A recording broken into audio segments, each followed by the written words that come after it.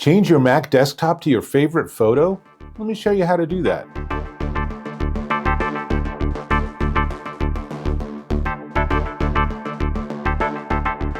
Dave Taylor here with my MacBook Pro. This is like the 15th generation of Mac that I've owned, and I'm really a big fan of the Mac operating system. It makes so much easy, and it is so much less susceptible to malware than PCs and Windows.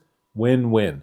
But one of the things that I often hear from people is, how do you change your wallpaper? A lot of people have this default wallpaper set from Apple or macOS, and you can actually change it to anything you want. So let me show you how to do that. We're going to spin around and I'm going to show you on screen and tell you every single step. Let's go. So here's my default desktop wallpaper, and this is from Apple, and it's not super exciting, but I do have this cute picture of two cats. Now, the first thing to notice is that it's a pretty high resolution picture. So if I go to information, you can see that it is, let's see where are the dimensions.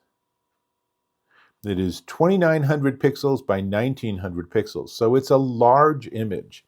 One of the best ways to get good results is to use really large images. So it turns out that I can actually just control click on it and go to services, and this is ridiculously easy. Watch what happens when I choose, let's see, set desktop picture. So that's one way to do it. It's literally one click. Couldn't be much easier than that.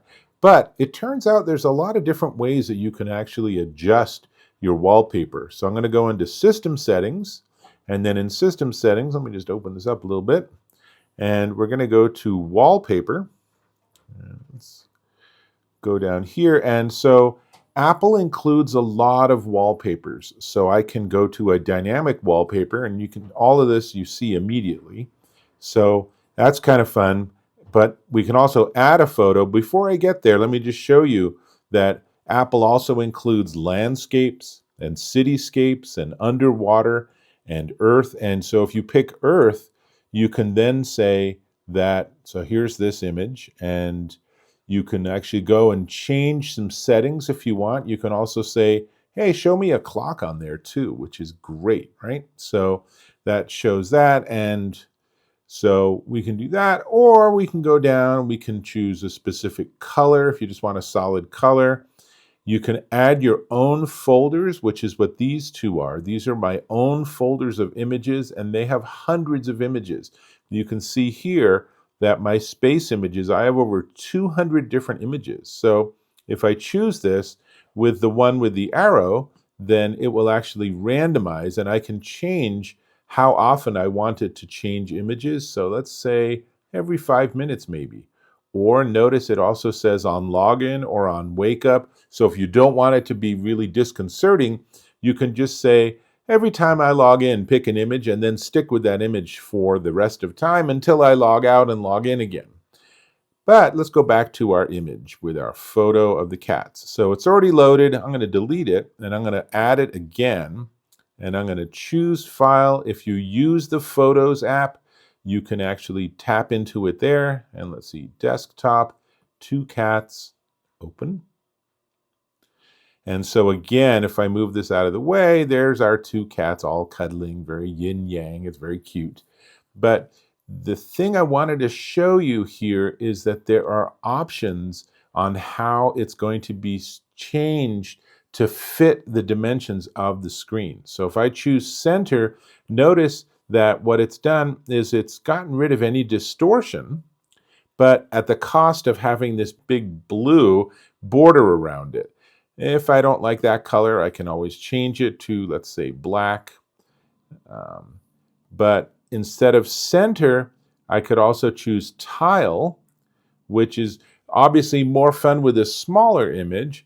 But generally speaking, you want to either fit to screen or stretch to fit screen. And the difference between those two is sufficiently subtle. You can see it just barely is changing the dimensions, or you can just choose fill screen, and then it goes like as far as it can corner to corner. And that's what I like to do. And I'm going to go ahead and I'm going to just close this for a second. So here we have our wallpaper, and of course I'm in Finder, so I can, do things in Finder. I can open up a new Finder window, and everything's going to be happening underneath it. But I also run spaces. So 3 fingers on my trackpad lets me switch to other views. And now notice it's the different wallpaper. So that's why if we go back to System Settings, let's see, System Settings and Wallpaper, that's why it says Show on All Spaces. If I choose this, and now we swing to the side, then it's the same image across all of my spaces. I don't like that. I like to have each one be different. So here, maybe this one I'll have Sequoia, and then this other one I still have as my cats. So this might be the spaces that I use for personal stuff, and then this one might be my graphical design work-inspired stuff.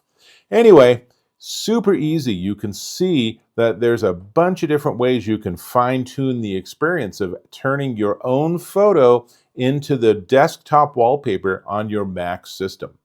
See, I told you it was easy. Really, you can do it in a single click if you have a large enough image, but I actually like to go into System Settings and just make sure that I have everything set up optimally. So that's how it works. Now it's up to you to go find that great image and set it as your wallpaper. So go to it, and I'll hope to catch you in my next video.